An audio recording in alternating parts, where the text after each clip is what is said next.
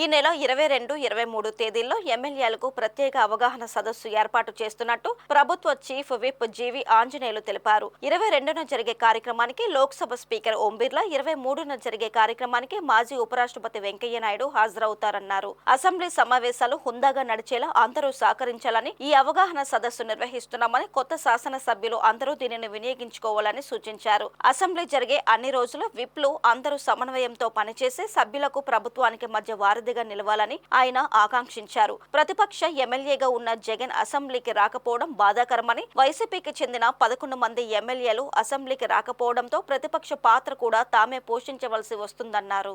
22, 23 తేదీల ఈ నెలలో శాసనసభ్యులకు ప్రత్యేక అవగాహన సదస్సు ఏర్పాటు చేస్తూ ఉన్నారు స్పీకర్ గారు. ఈ కార్యక్రమంలో 22వ తారీఖు లోక్సభ స్పీకర్ గారు ఓం బిర్లా గారు, అలాగే 23వ తారీఖు మాజీ ఉపరాష్ట్రపతి వెంకయ్య నాయుడు గారు పాల్గొనబోతున్నారు.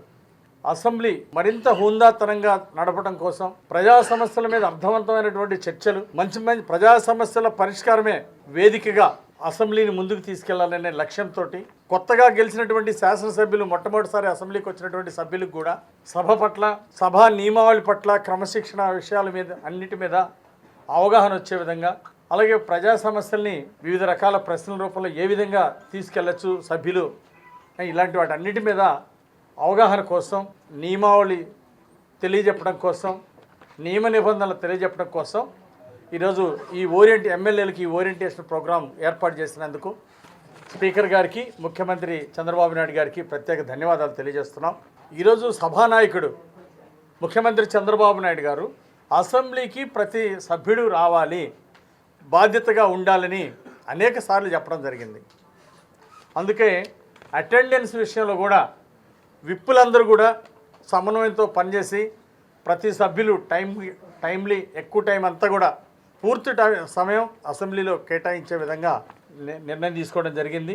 అట్లాగే ఎమ్మెల్యేలకు కావాల్సినటువంటివి అసెంబ్లీలో అవన్నీ కూడా ఏదైనా ఉంటే అది సభ దృష్టికి, స్పీకర్ గారి దృష్టికి కూడా తీసుకెళ్ళడానికి అవకాశం ఉంది.